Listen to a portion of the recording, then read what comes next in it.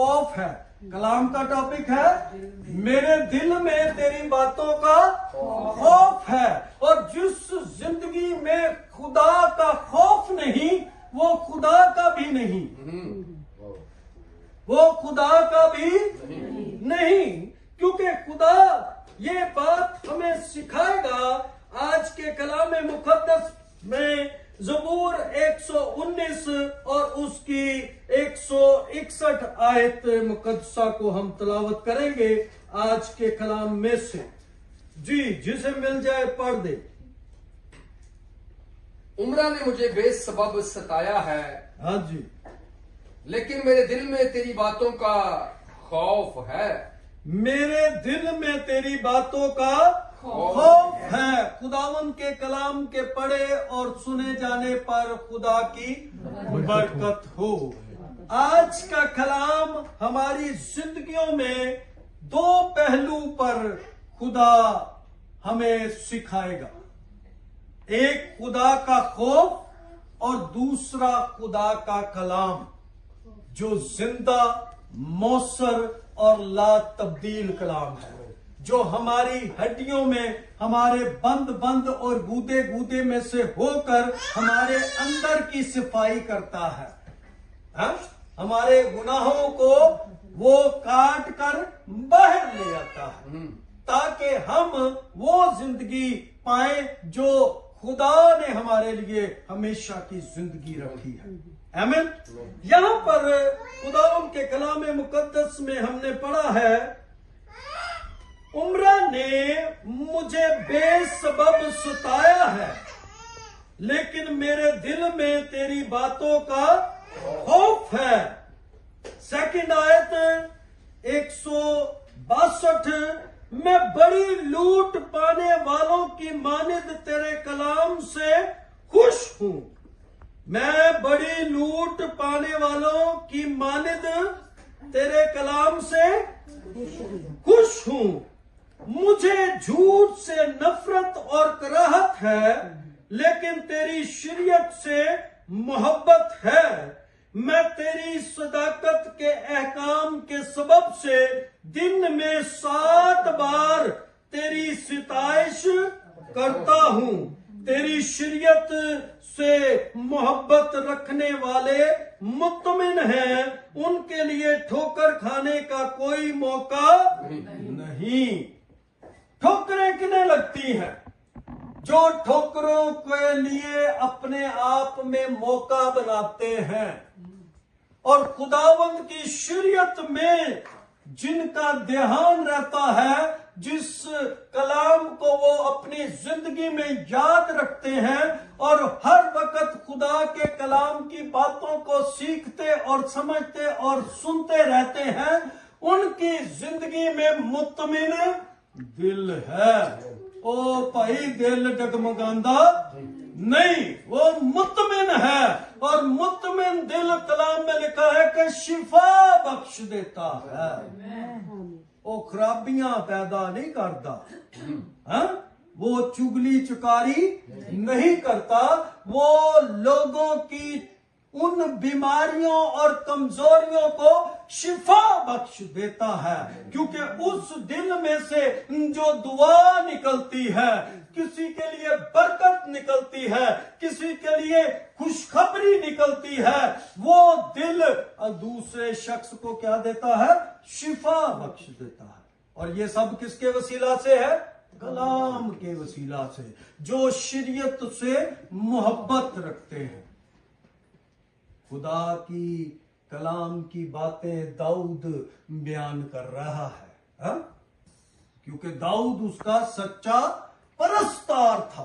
और परस्तार जो सच्चे और सच्चाई के परस्तार होते हैं, खुदा के साथ एक दिल होते हैं। सच्चे परस्तार खुदा तलाश करता है? आजकल के परस्तार नहीं, सिर्फ अपने नाम और अपनी दुकाना चमकान ली कि वीडियो ते इन्ने व्यूज हो गए ने, इन्ने को पैसे, इन्ने को डॉलर आ जाएंगे। नो, सच्चे परस्तार आंसुओं से खुदा की प्रस्तुति करते हैं उनके दिल में से वो वर्षिप बहना शुरू होती है, वो नाले जारी हो जाते हैं और ऐसी प्रस्तुति पर फिर खुदा तख्त नशीन होता है। हालेलुया।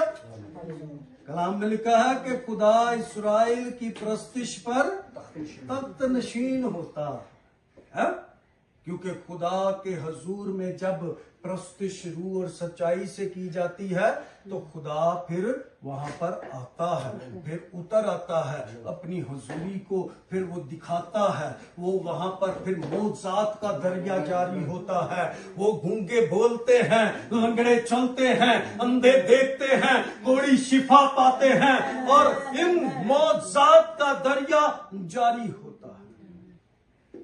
आप खुदा के लोग अगर कहलवाते हैं तो खुदा के लोग बन के भी दिखाएं, क्योंकि बनने का अमल जो सा ना वो जरा मुश्किल है। आए खुदा उनके कलाम मुकद्दस में से एक बात को जानते हैं। दूसरा सलातीन और 6 बाब और उसकी 25 आयत को हम खुदा उनकी हजूरी में देखेंगे। दूसरा सलातीन है, ये खुदा का वो कलाम है जो अलीशा के वसीला से खुदा ने इस बात को कि जब सामरिया में काल था तो खुदा ने अलीशा के वसीला से इस कलाम को पेश किया। जी जनाब, 25 आयत से पढ़े जी। और सामरिया में बड़ा काल था हाँ, और वो उसे घेरे रहे यहाँ तक कि गधे का सर हाँ, चांदी के 80 सिक्कों में यस, और कबूतर की बीट हाँ, का 1/4 पैमाना हाँ, चांदी के 5 सिक्कों में बिकने लगा। चांदी के 5 सिक्कों में बीट का चौथाई हिस्सा। और ये हकीकी काल था, स्टोरी नहीं, कहानी नहीं है। जिन बातों को बाइबल में बयान किया गया है एज इट इज वैसा ही हुआ था और वो चीज बयान की गई है। कबूतर की बीट कितनी को होती है तो उसका चौथाई हिस्सा। काल इतना सख्त काल था, ਹੁਣ ਤੇ काल पैने खत्म हो गए ना है? अब वबाएं आती हैं, बीमारियां आती हैं है? तो उस वक्त काल आते होते थे, लोग भूख के मारे मरते थे, उनके जानवर भी मर जाते थे। जिन चीजों के लिए आज हम देखते हैं कि कलामे मुकद्दस में इतनी इतनी बातें, इतने काल, खतरनाक काल जो आए और जिंदगियों में गुजरे, उनको खुदा ने क्यों भेजा? यहां पर हमने पढ़ा है 25 आयत को और लिखा है कि सामरिया में बड़ा काल था और वो उस घिरे रहे यहां तक के गधे का सर चांदी के 80 सिक्कों में और कबूतर की बीट का 1/4 पैमाना चांदी के 5 सिक्कों में बिकने लगा।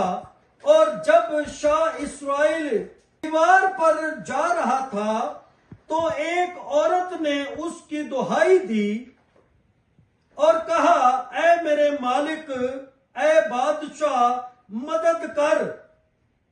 उसने कहा कि अगर खुदावंद ही तेरी मदद ना करे तो मैं कहां से तेरी मदद करूं? हाँ? खुदावंद ही तेरी मदद ना करे तो मैं तेरी मदद कहां से करूं? क्या खलियान से या अंगूर के कोलू से? फिर बादशाह ने उससे कहा, तुझे क्या हुआ? उसने जवाब दिया, इस औरत ने मुझसे कहा। यहां पर गौर तलब बात है, बड़ी सेंसिटिव बात। यहां पर लिखा है कि उसने ने जवाब दिया कि इस औरत ने मुझसे कहा अपना बेटा दे दे ताकि हम आज के दिन उसे खाएं, और मेरा बेटा जो है सो उसे हम कल खाएंगे। सो मेरे बेटे को हमने पकाया और उसे खा लिया, और दूसरे दिन मैंने उससे कहा अपना बेटा ला ताकि हम उसे खाएं, लेकिन उसने अपना बेटा छुपा दिया है। बादशाह ने उस औरत की बातें सुनकर अपने कपड़े फाड़े। उस वक्त वो दीवार पर चला जाता था और लोगों ने देखा कि अंदरवार उसके तन पर टाट है, और उसने कहा कि अगर आज साफत के बेटे अलीशा का सर उसके तन पर रह जाए तो खुदा मुझसे ऐसा बदला इससे ज्यादा करे।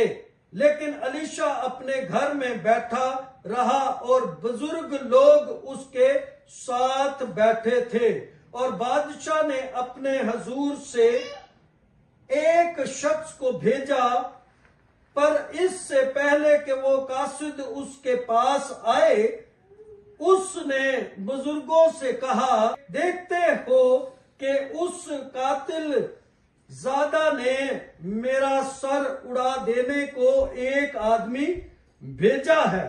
सो देखो जब वो कासिद आए तो दरवाजा बंद कर लेना और मजबूती से दरवाजा को उसके मुकाबिल पकड़े रहना। क्या उसे उसके पीछे पीछे उसके आका के पांव की आहट नहीं? और वो उन से हनूज बातें कर ही रहा था कि देखो वो कासिद उसके पास आ पहुंचा, और उसने कहा कि देखो ये बला खुदावंद की तरफ से है, अब आगे मैं खुदावंद की राह क्यों तकूं? अब मैं खुदावंद की राह क्यों तकूं? उस औरत ने दुहाई दी बादशाह के आगे, और बादशाह ने अपने कपड़े चाक किए और इल्जाम कर दिया किस पर? अलीशा पर, खुदा के बंदा पर, कि ये भला जो खुदा ने नाजिल की है तू इसको खुदा से कहकर दूर करवा सकता था, और खुद उस बात का इकरार कर लिया कि वो खुदा जो वबा भेजता है या बला भेजता है उसकी मैं क्यों बात को मानूं? और बादशाह ने इनकार कर दिया खुदा का और खुदा की बातों का। इस बात को लेकर आगे अलीशा इस बात को बयान करता है कि खुदा, तब अलीशा ने कहा तुम खुदावंद की बात सुनो। खुदावंद यूं फरमाता है कि कल इसी वक्त के करीब सामरिया के फाटक पर एक मिशकाल में एक पैमाना मैदा और एक ही मिशकाल में 2 पैमाने जो बिकेगा। तब उस सरदार ने जिसके हाथ पर बादशाह तकिया करता था मर्दे खुदा को जवाब दिया, देख अगर खुदावंद आसमान में खिड़कियां भी लगा दे तो भी क्या ये बात हो सकती है? उसने कहा सुन, तू इसे अपनी आंखों से देखेगा पर उसमें से खाने ना पाएगा। ये कौन कह रहा है? खुदा का बंदा, और खुदा के मुंह के अल्फाज वो बयान कर रहा है कि कल इसी जगह पर तू इन बातों को होता देखेगा। तो वो आगे से उसको जवाब क्या दे रहा है कि खुदा अगर आसमान में खिड़कियां भी बना दे तो क्या ये काम हो सकता है? कि इतना सख्त काल था और वो उस बात का यकीन नहीं कर रहा था। लेकिन अलीशा खुदा का बंदा जिसके मुंह में खुदा का कलाम होता है, वो कलाम जब उसने इमाम से पेश किया, उससे कहा कि कल ऐसा होगा। खुदा अपने कलाम का और अपने बंदा का लिहाज रखता है। ਅਸੀਂ ਦੁਆਵਾਂ ਮੰਗਦੇ थक जाते ने, खप जाते हैं, जवाब नहीं मिलता। लेकिन खुदा का बंदा अपने मुंह से अल्फाज निकालता है और खुदा उसके अल्फाजों को पूरा करता है, क्योंकि वो जिस ईमान से मांगता है उसको पता है कि मैं जिसका खौफ अपनी जिंदगी में रखता हूं, मैं जिसके कलाम की ताबेदारी करता हूं, मैं जिसके ऊपर फख्र करता हूं, वो मेरी बातों को कभी भी मिट्टी में मिलने नहीं देगा। आगे पढ़े जी इसको थोड़ा सा।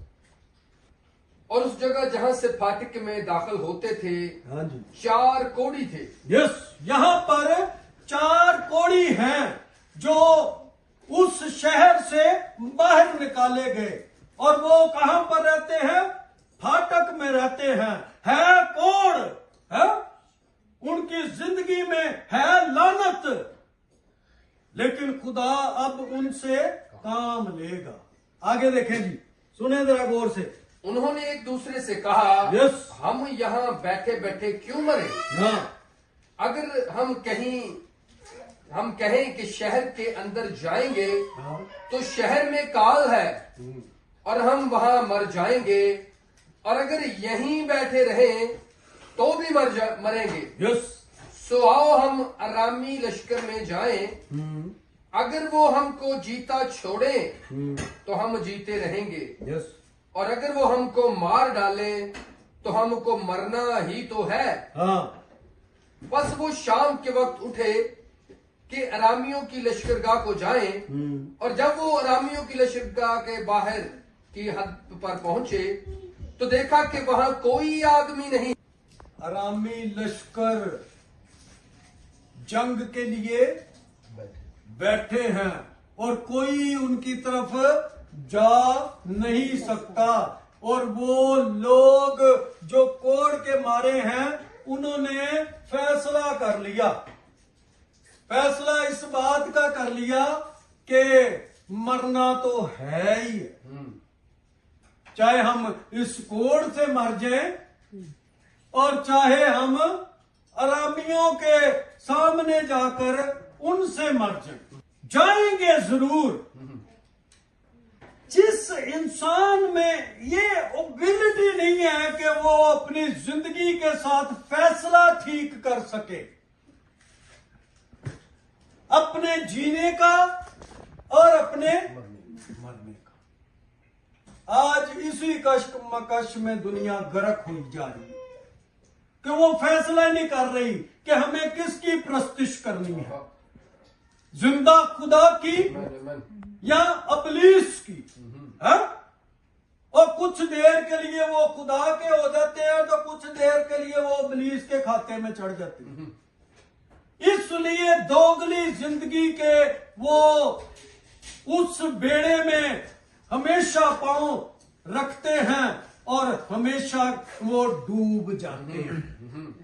यहां पर 4 कोढ़ी हैं और काल सख्त है, लोग मरते जा रहे हैं भूख के मारे, लेकिन वो अपनी बीमारी को लेकर इस बात का फैसला करते हैं कि अरामियों के पास जाएंगे, वहां पर क्या होगी? उनके पास खुराक होगी।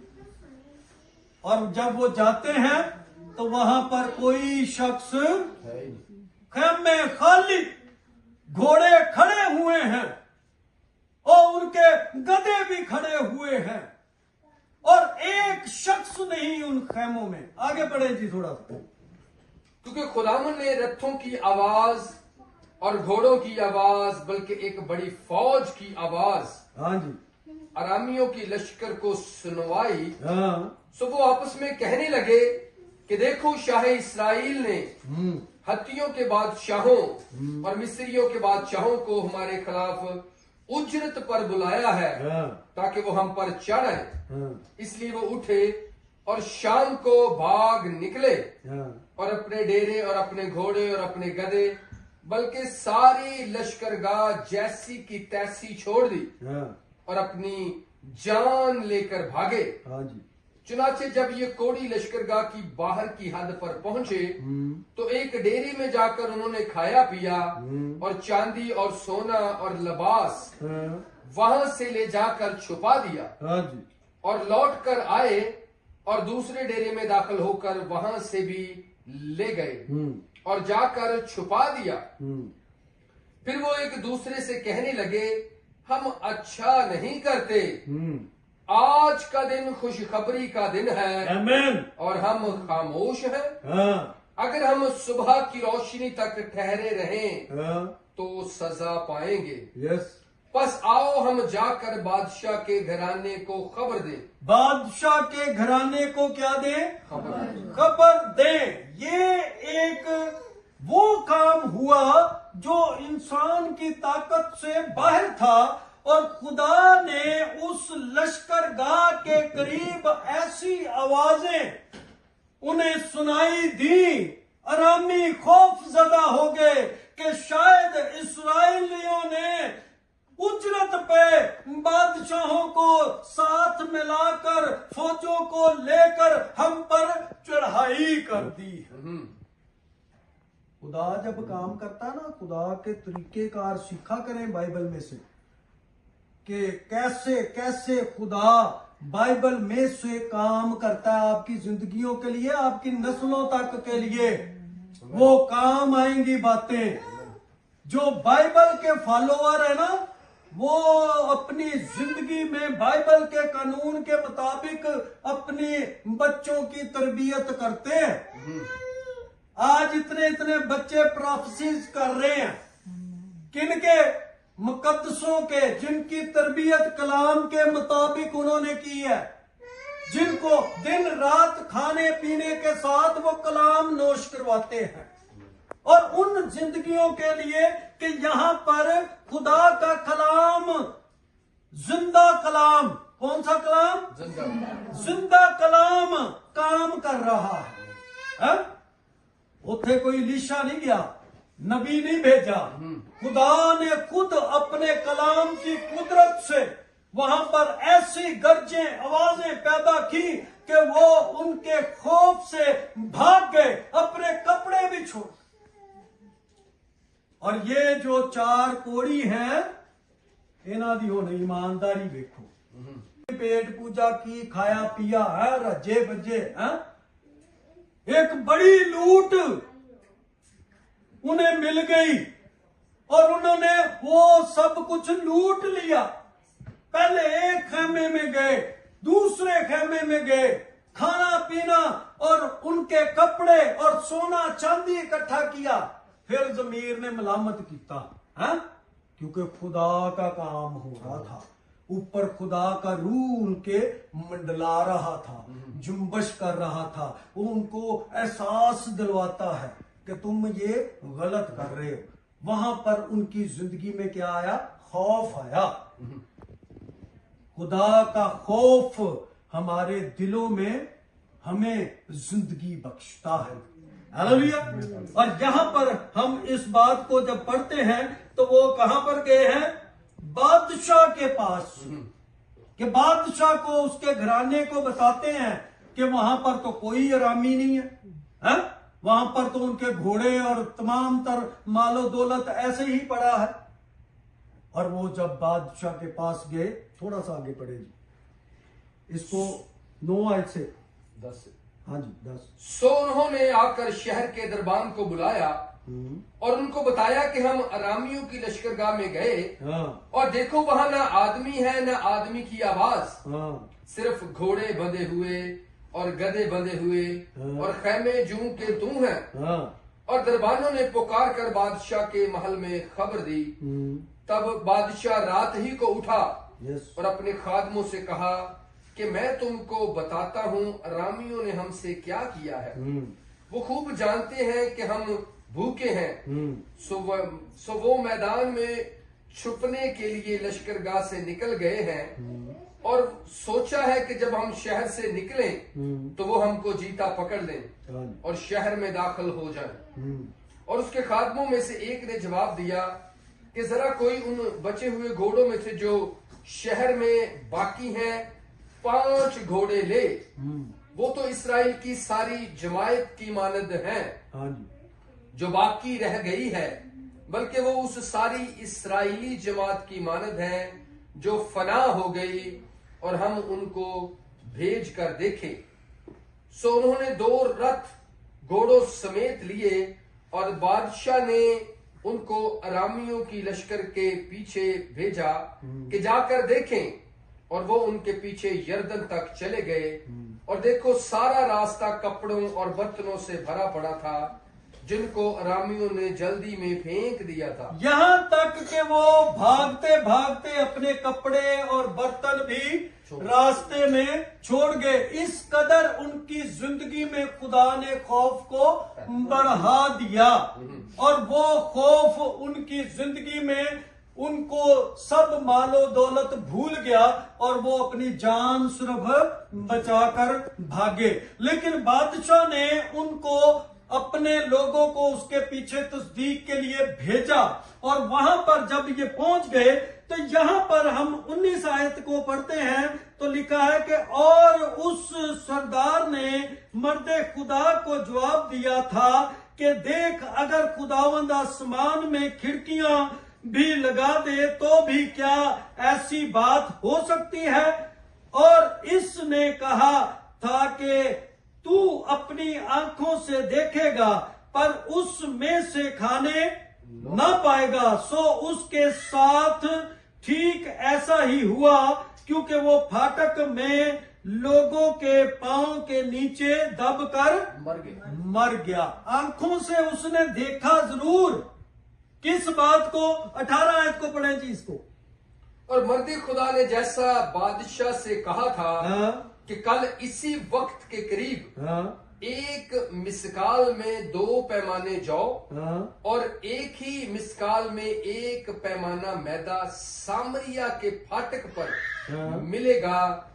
वैसा ही हुआ क्योंकि उस लश्करगाह में से, अरामियों की लश्करगाह में से जब बेतहाशा उन्हें अनाज मिल गया, हर एक जरूरत की चीज मिल गई, तो वो चीजों से वो इतने शेर हो गए कि वो बाद में वो बेचना शुरू कर दिया। और उसी दिन ये बात खुदा ने पूरी कर दी। और जिस बादशाह ने कहा था कि खुदा अगर आसमान के दरीचों को उसमें खिड़कियां लगाकर भी ये काम करे तो मैं मानता नहीं हूं। कुदरत 4 लोग कोड़ी इस काम को अंजाम देने में खुदा ने इस्तेमाल किए। अलीशा को नहीं किया, अलीशा ने सिर्फ कलाम किया। उन अरामियों तक 4 कोड़ी गए। आज आपकी जिंदगी में और मेरी जिंदगी में भी ये काम खुदा कर सकता है कि जहां पर कोई नहीं जाता खादम, जहां पर कोई पहुंचता नहीं, खुदा आम लोगों को वहां पर पहुंचा के अपना काम ले लेता। और खुदा ने ये बहुत बड़ा काम किया। आए खुदा उनकी हुजूरी में दुआ मांगे।